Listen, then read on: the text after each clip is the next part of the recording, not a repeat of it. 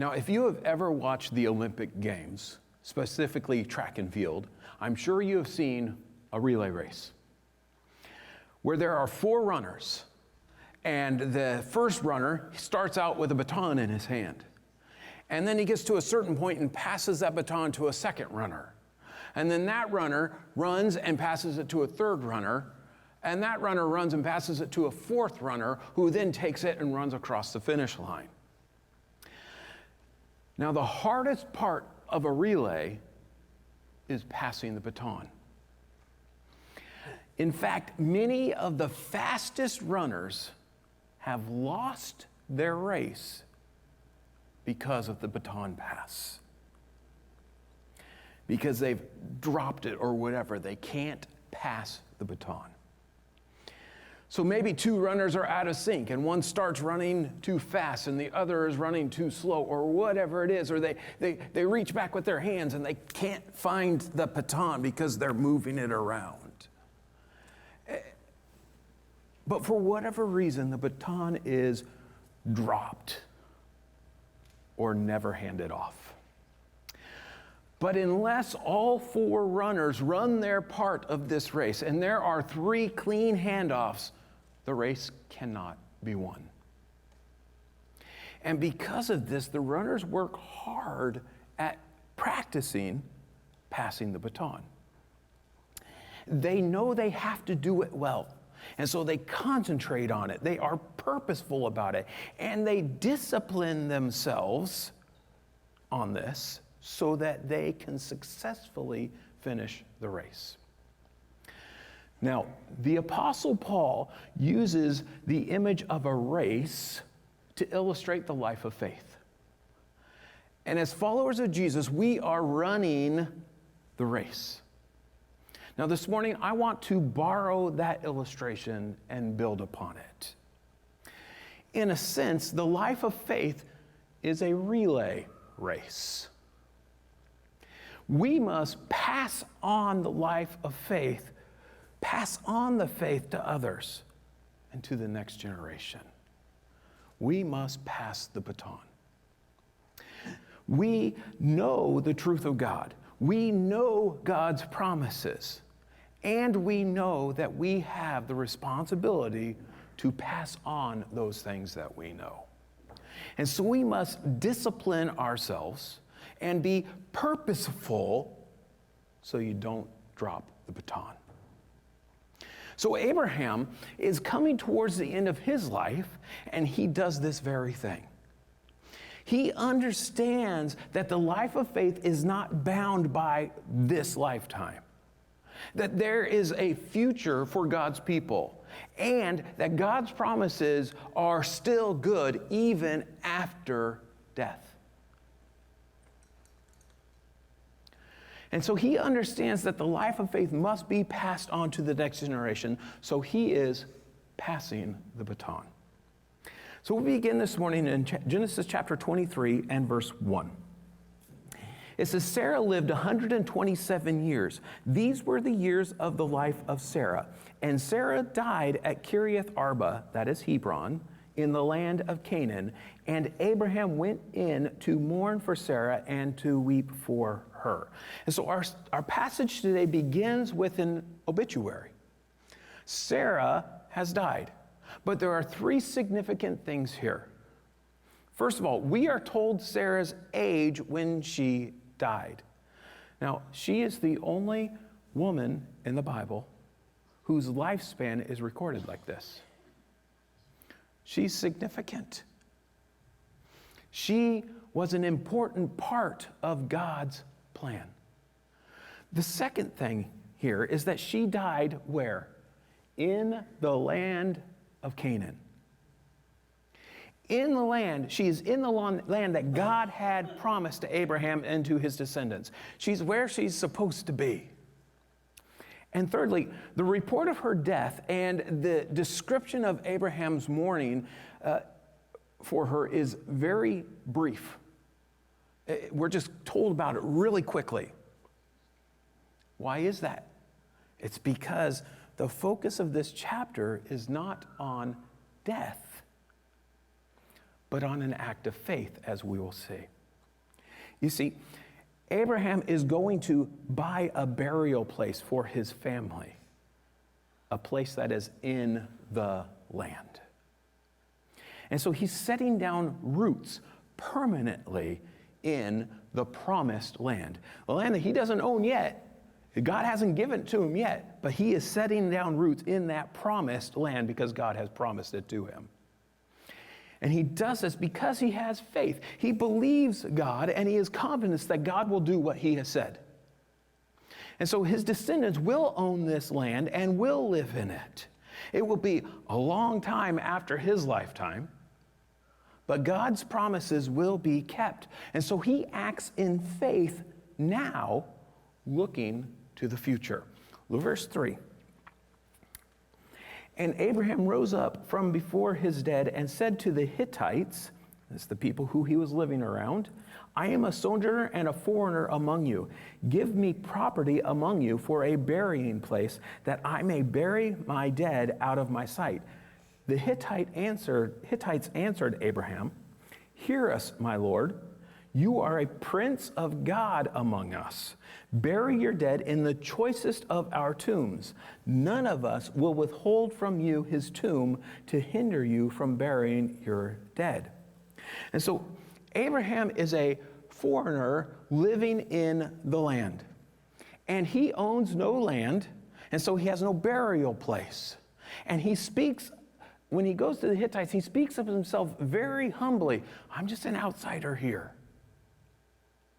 On the other hand, the Hittites, they call him a prince of God among us. They're doing a few things here. They are elevating his status, and they recognize that God is blessing Abraham, and they place Abraham within their society. However, they're still hesitant to let him own land for some reason, but they offer to let him bury his dead in any of their tombs. So they're willing to share. Verse 7. Abraham rose and bowed to the Hittites, the people of the land, and he said to them, If you are willing that I should bury my dead out of my sight, hear me and entreat for me Ephron, the son of Zohar, that he may give me the cave at Machpelah, which he owns. It is at the end of his field. For the full price, let him give it to me in your presence as property for a burying place. And so they're willing to share, but Abraham doesn't want to share. He wants his own place, his own burial place. And so he humbles himself before the Hittites. He bows down before them because he is dependent on their kindness here. And he asks the leaders to convince Ephron, one of the Hittites, to sell him a cave. And he offers to pay full price. Now, Abraham wants to avoid the possibility of them at some point changing their mind later on. He needs a place that is permanently his, that permanently belongs to him and to his family. So let's keep reading. Verse 10. Now Ephron was sitting among the Hittites, and Ephron the Hittite answered Abraham in the hearing of the Hittites, of all who went in at the gate of his city. No, my lord, hear me. I give you the field, and I give you the cave that is in it. In the sight of the sons of my people, I give it to you. Bury your dead. Then Abraham bowed down before the people of the land, and he said to Ephron in the hearing of the people of the land, But if you will, hear me. I give the price of the field. Accept it from me, that I may bury my dead there. Ephron answered Abraham, My lord, listen to me. A piece of land worth 400 shekels of silver, what is that between you and me? Bury your dead. Abraham listened to Ephron, and Abraham weighed out for Ephron the silver that he had named in the hearing of the Hittites, 400 shekels of silver, according to the weights current among the merchants. So the field of Ephron in Machpelah, which was to the east of Mamre, the field with the cave that was in it, and all the trees that were in the field throughout its whole area, was made over to Abraham as a possession in the presence of the Hittites before all who went in at the gate of his city. After this, Abraham buried Sarah his wife in the cave of the field of Machpelah, east of Mamre, that is Hebron, in the land of Canaan. The field and the cave that was in it were made over to Abraham as property for a burying place by the Hittites. So Abraham had asked the leaders to convince Ephron to sell him his cave. But Ephron happens to be there. And he hears it, and so he speaks up to show that he doesn't need to be coerced. He's willing to join into this negotiation, or to make, and he stands up and speaks there in front of the leaders of the people in order to make this deal public. But then they go through this strange negotiation.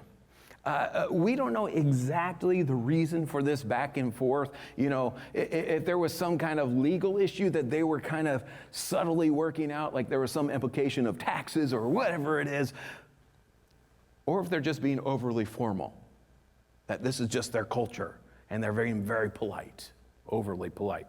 But Abraham understood the culture, and they do this little dance. The one says, "Oh, just take it."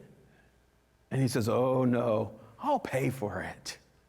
Well, what's 400 shekels between us? Kind of like, oh, it's no big deal, but he's naming the price. Okay? What's 400 shekels between us? Hint, hint. And so Abraham pays what he said. Now, it's possible that Abraham may have been able to continue negotiating a lower price, but he doesn't. He just quickly seals the deal. He just goes in and he wants to buy that land. But why is this such a big deal to him? Why does he need this land? Well, it's because Abraham and his family, they belong in the land. They've got to be in the land. So Abraham, he knew God's promise doesn't end with his death. He has hope for the future, and all of that land will belong to his family. So he is setting down those permanent roots in the land. He's acting in faith, knowing that God's promises are good forever. And this is important for us to know as well. God's promises are good forever.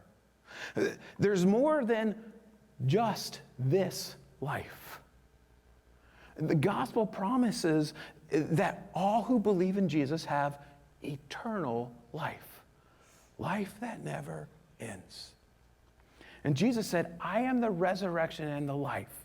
Whoever believes in me, though he die, yet shall he live." And we have this hope. We have this confidence by faith. And we live in anticipation of our future hope. You see, this life is not the end. And so, like Paul said, the life we live now, we live by faith. And part of the life of faith is passing the baton. The life of faith must be passed on to the next generation. Look at chapter 24, verse 1. Now Abraham was old, well advanced in years, and the Lord had blessed Abraham in all things. And Abraham said to his servant, the oldest of his household, who had charge of all that he had, "Put your hand under my thigh, that I may make you swear by the Lord, the God of heaven and God of the earth, that you will not take a wife for my son from the daughters of the Canaanites among whom I dwell, but will go to my country and my kindred and take a wife for my son Isaac." So Abraham has lived a long life. God has kept his promise and has blessed him, but he's old and he knows that he will die sometime. And so he needs to get his house in order. God's promise is to be passed on to Isaac and then on to his other descendants. And so Isaac is supposed to have many descendants, but he doesn't have a wife. So he needs a wife. But not just any wife. Abraham doesn't want him to marry a Canaanite woman. You see, they're living there in the land of Canaan. But the Canaanites are sinful and they are idolaters. They worship false gods. And if Isaac's wife was a Canaanite from that sinful culture, and then she and Isaac were then living there where she grew up, where she has family and friends and is used to a certain way of doing things and living in that culture, they would be drawn to that culture. And it would be easy for them to just assimilate into that sinful culture and become just like them. So Abraham is being very careful because Abraham's descendants are to be different. Isaac must continue to live the life of faith in relationship with the one true God. And so to help him, Abraham sends his servant to find Isaac a wife from his homeland, Abraham's homeland. See, Abraham is passing the baton. He's doing what he can to set Isaac up to succeed, to live by faith. And so he asked his most trusted servant to go and find a wife for Isaac. And he tells him to make a solemn oath. Now, we're not sure of the exact symbolism of the ritual of putting your hand under his thigh, but clearly it's serious. This is of crucial importance. But this is actually a big ask of the servant. I mean, he's asking the servant to go away to a faraway land to find the right girl and to ask her to leave everything she knows in order to marry a stranger living in a land where she knows nothing and knows no one. And the servant's having to swear an oath before God to Abraham that he will do this. Now, that's a lot of pressure to put on someone. I mean, what if he can't find a girl who would be a good wife for Isaac? And what if he does, but she won't come? And so he asks a very natural question. Look at verse 5. The servant said to him, "Perhaps the woman may not be willing to follow me to this land. Must I then take your son back to the land from which you came?" Which makes sense because he said, do not get him a wife from the Canaanites. So he says, well, if she won't come back here, do I take him over there? And Abraham said to him, "See to it that you do not take my son back there. The Lord, the God of heaven, who took me from my father's house and from the land of my kindred, and who spoke to me and swore to me, to your offspring I will give this land, he will send his angel before you, and you shall take a wife for my son from there. But if the woman is not willing to follow you, then you will be free from this oath of mine. Only you must not take my son back there." So the servant put his hand under the thigh of Abraham, his master, and swore to him concerning this matter. So he says, if she won't come back here, should I take him there? And Abraham gives a very clear and direct response. No way. Do not do it. Make sure you don't do that. You see, God has called Abraham to live in this place, and he has given him a promise. God made a covenant with Abraham. And Isaac is to continue living in accordance with that covenant and in anticipation of the promise being fulfilled. So he is to stay in the promised land. But Abraham also gives his servant some assurance and kind of lessens the burden on him. Because of God's promises, Abraham believes that God will cause the servant to be successful in this endeavor. He says, God will send his angel before you.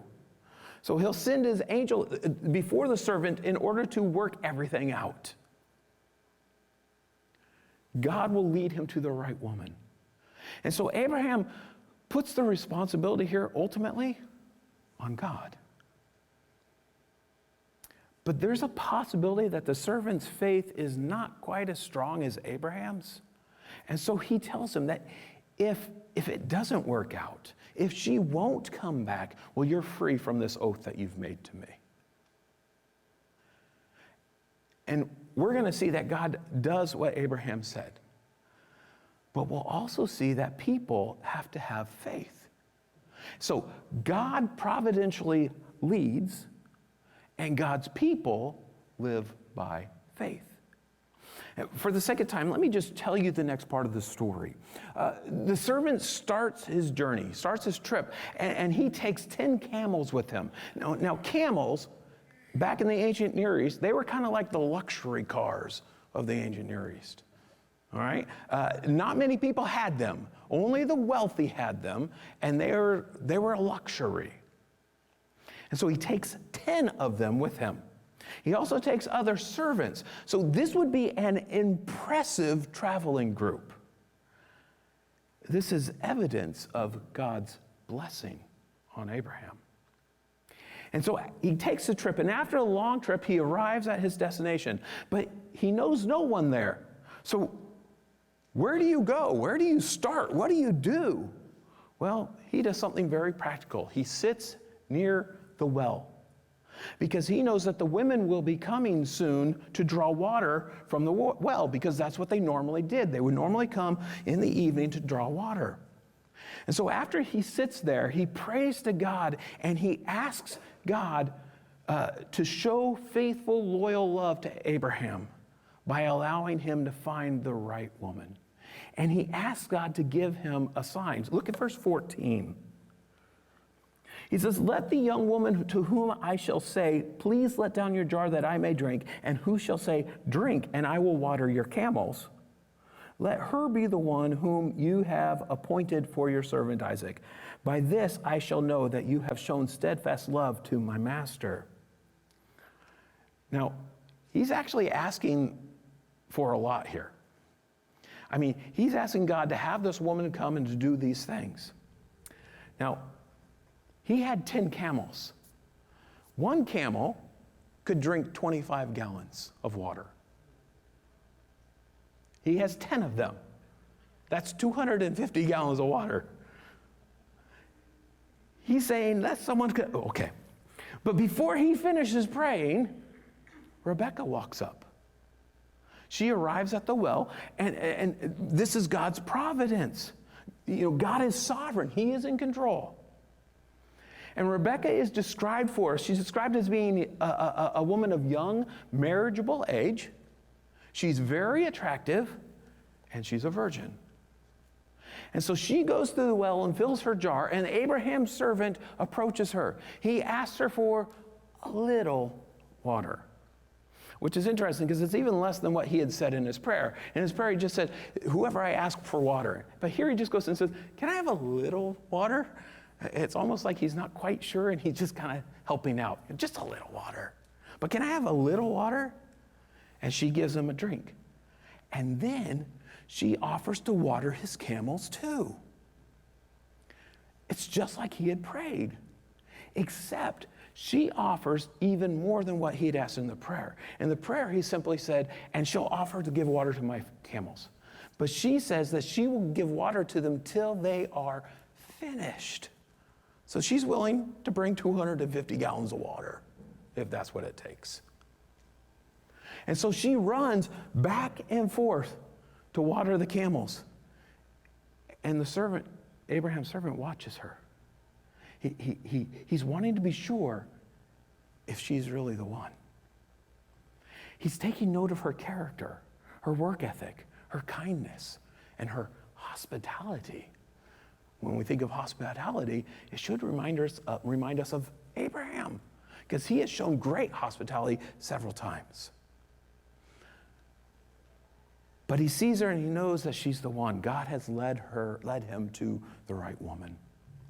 And so he gives her gifts. He gives her gold bracelets and a gold ring. And these are both a reward for what she has done, and it's to gain favor with her family. Well, then he asks about her family, who her family is, and if they have room for their group and their animals to stay the night. Well, she tells him that they do, and he finds out that she is Abraham's brother's granddaughter, which is another confirmation of God's leading. Abraham said, "Go to my relatives." And the first person he meets is a relative. And so she comes and she offers more than he asked for. She offers not only a place to stay, but she offers them food for his animals. And then the servant prays again and worships God. You see, God has been faithful, and he has made all of this happen. God is in control. Well, let's keep reading verse 28. Then the young woman ran and told her mother's household about these things.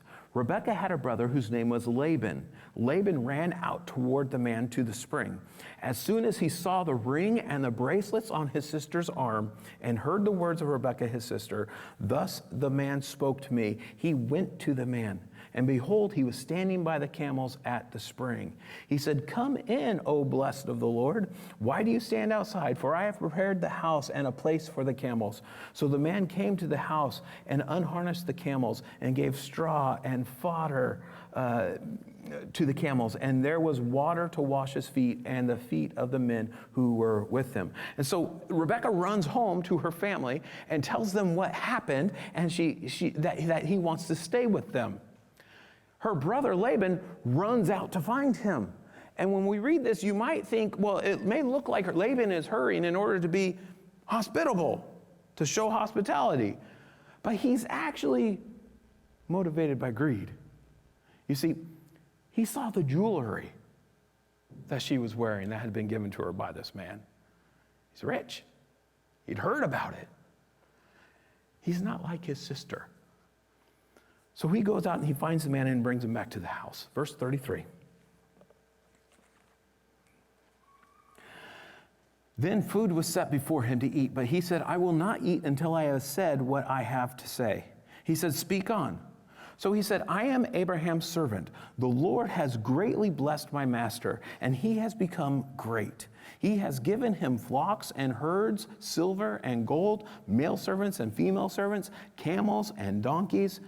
And Sarah, my master's wife, bore a son to my master when she was old, and to him he has given all that he has.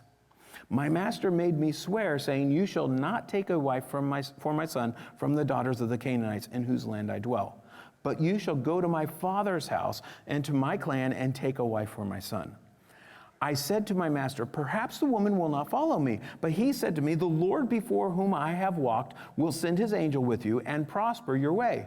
You shall take a wife for my son from my clan and from my father's house. Then you will be free from my oath when you come to my clan, and if they will not give her to you, and you will be free from my oath.' I came today to the spring and said, 'O Lord, the God of my master Abraham, if now you are prospering the way that I go, behold, I am standing by the spring of water. Let the virgin who comes out to draw water, to whom I shall say, please give me a little water from your jar to drink, and who will say to me, drink, and I will draw for your camels also, let her be the woman whom the Lord has appointed for my master's son.' Before I had finished speaking in my heart, behold, Rebekah came out with her water jar on her shoulder, and she went down to the spring and drew water. I said to her, please let me drink. She quickly let down her jar from her shoulder and said, drink, and I will give your camels drink also. So I drank, and she gave the camels drink also. Then I asked her, whose daughter are you? She said, the daughter of Bethuel, Nahor's son, whom Milcah bore to him. So I put the ring on her nose and the bracelets on her arm. Then I bowed my head and worshiped the Lord and blessed the Lord, the God of my master Abraham, who had led me by the right way to take the daughter of my master's kinsman for his son. Now then, if you are going to show steadfast love and faithfulness to my master, tell me. If not, tell me, that I may turn to the right hand or to the left." And so when he gets there, they put food in front of him, but he won't eat until he tells them why he's there. You see, his priority is fulfilling his oath. And there's just a few things I want us to notice here. First, he tells them that God has blessed Abraham and that Isaac is his only heir. This clues them into something. So they're wealthy. He also mentions that Isaac was born late. So he's not just some old man. Then he tells how Abraham sent him to find Isaac a wife who is not a Canaanite. Now, this explains why Isaac is not yet married. So it's not just that all of the fathers in Canaan looked at Isaac and said, no way. it wasn't that Isaac is so strange or so mean or whatever. There's some major character flaw that none of the fathers would let them marry him, marry their daughters. Okay? And he tells them that Abraham made him swear an oath to do this. So this is something that's really important to Abraham. And then he tells them what happened at the well. And so he's pointing out that God led him to Rebekah. God led him to Rebekah. This wasn't just an accident. This doesn't happen by chance. But God led him to Rebekah. And all of this leads up to a straightforward request. So tell me if you will show loyalty and kindness to Abraham by allowing Rebekah to return with me and to marry Isaac or not. If you will, then the search is done. If not, then he needs to move on and keep looking. Look for another. So verse 50, we have the response. Then Laban and Bethuel answered and said, the thing has come from the Lord. So it was obvious to them that God had led in here. The thing has come from the Lord. We cannot speak to you bad or good. Behold, Rebekah is before you. Take her and go. Let her be the wife of your master's son, as the Lord has spoken. When Abraham's servant heard their words, he bowed himself to the earth before the Lord. And the servant brought out jewelry of silver and of gold and garments and gave them to Rebekah. He also gave to her brother and to her mother costly ornaments. So they can't deny that God had led in this situation, that this is God's doing. And so they agree. And again, the first thing the servant does is pray and worship God for his leading. You see, all the credit goes to God here. He deserves the thanks and the praise. And then he gives gifts to Rebekah and the family. And so they clearly understood that this was God's doing. And so they agreed to go along with God's leading. But the next morning, this happens. Luke 54, verse 54. And he and the men who were with him ate and drank, and they spent the night there. When they arose in the morning, he said, send me away to my master. Her brother and her mother said, let the young woman remain with us a while, at least 10 days. After that, she may go. But he said to them, do not delay me, since the Lord has prospered my way. Send me away that I may go to my master. They said, let us call the young woman and ask her. And they called Rebekah and said to her, will you go with this man? She said, I will go. So they sent away Rebekah, their sister, and her nurse, and Abraham's servant and his men, and they blessed Rebekah and said to her, our sister, may you become thousands of 10,000s, and may your offspring possess the gate of those who hate him. Then Rebekah and her young women arose and rode on the camels and followed the man. Thus the servant took Rebekah and went his way. They're dragging their feet. They say, let her stay at least 10 days. Now, this phrase is literally days or 10.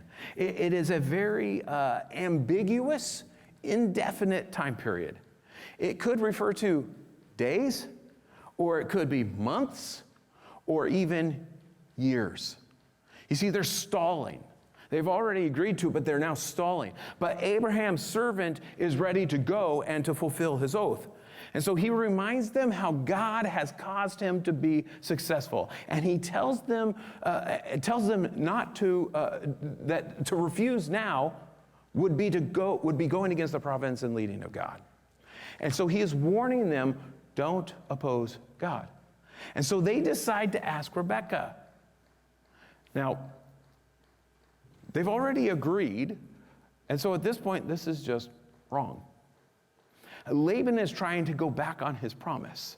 This is just showing us a little more of Laban's character, poor character, that he is selfish, and he wants everything, and he wants it his way. And we'll see this more in a few chapters. But Rebekah, she agrees. Rebekah acts in faith. Even though her family doesn't want her to go, even though she will go, she will be going with a stranger, Even though she will be going to marry a stranger and to live in a strange land, she recognizes the leading of God, and she responds correctly to him. She's leaving her home and her family to follow God, like Abraham did. Verse 62, now Isaac had returned from Beer-lahai-roi and was dwelling in the Negev. And Isaac went out to meditate in the field toward evening. And he lifted up his eyes and saw, and behold, there were camels coming. And Rebekah lifted up her eyes, and when she saw Isaac, she dismounted from the camel and said to the servant, who is the man walking in the field to meet us? The servant said, it is my master. So she took her veil and covered herself. And the servant told Isaac all the things that he had done. Then Isaac brought her into the tent of Sarah, his mother, and took Rebekah, and she became his wife, and he loved her. So Isaac was comforted after his mother's death. So Isaac's out in the field, and the meaning of this word that's translated to meditate is uncertain. What it really means. But it could mean that just like that he's roaming around or taking a walk. So he may be out there thinking, but basically the point is God has caused him to wander around in the field towards the ending of the day, towards the evening. The point is that God is still leading. And he's out there to meet Rebekah when she arrives. And so they both see each other. And Rebekah gets down from her camel as a sign of respect. And when she learns that he is her husband-to-be, she covers herself with her veil because it was customary for a bride to be veiled. And the servant goes and he explains to Isaac everything that happened. And then Isaac takes Rebekah into his tent. In other words, they're married now. Now, we actually read, though, that it was the tent of Sarah. It was Sarah's tent. It had been his mom's tent. Now it's Isaac. Now it's actually Rebekah's tent. So it's Sarah's, or it had been. But what we see here is that Rebekah is following Sarah as the woman through whom God's promises will come to pass. And it is clear that Rebekah is God's choice to be Isaac's wife. And through God's sovereign leading, his covenant and his promises will pass on through Isaac and Rebekah. It's almost impossible to read this account and miss this point. God is in control. And God leads his people. And this is what makes the life of faith possible. We can live by faith in God because God is trustworthy. God is able to do anything he has promised, and God is faithful. So God is worthy of our faith. And notice this too. God led in this whole situation, but the people had to trust him. They had to recognize his leading and act upon it. So God providentially leads, and God's people live by faith. We have to trust him. We have to recognize his leading, and we have to go. We have to act upon his leading. And so we pray, and we ask God to lead, and then we step out in faith and do. And we also remember to thank and praise God for his leading in your life.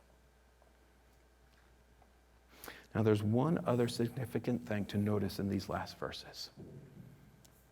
Where's Abraham? Not mentioned. He's not there at all. He's not even in the picture. You see, Isaac is now the main actor in this situation. And did you notice when Rebekah asked who the man in the field was, what was the servant's answer? Abraham's servant said, "That's my master." It wasn't Abraham, it was Isaac. The focus has now shifted from Abraham and Sarah to Isaac and Rebekah. The covenant, the promise is continuing, but it's been passed on. Abraham had lived many years in relationship with God, and he learned to live the life of faith. And now he's taking steps to ensure that his son and his later descendants will do the same thing, live the life of faith. He's passing the baton. His life is coming to an end, but faith and the promise will continue on. And this principle is so important for us today. It's still important for us today. We need to pass the baton. So, are we teaching our kids and showing them what it means to live by faith? And are we sharing the gospel with others and telling others about this life of faith? Are the older men and women teaching the younger men and women, as we are told to do in Scripture? Are you passing on what you have learned along the way?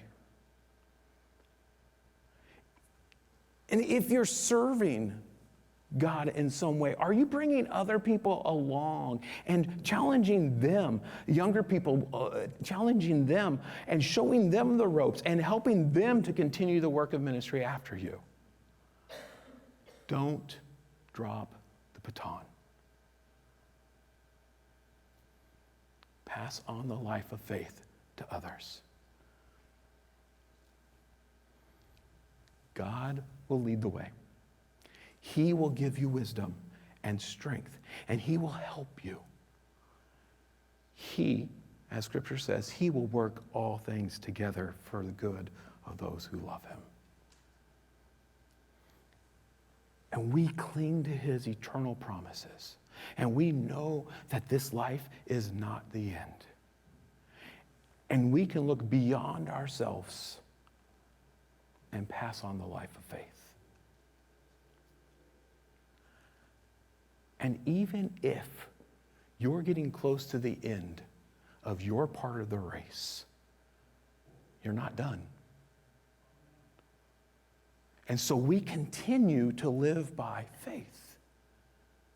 And we commit to passing the baton. So, who's running the next leg of your relay?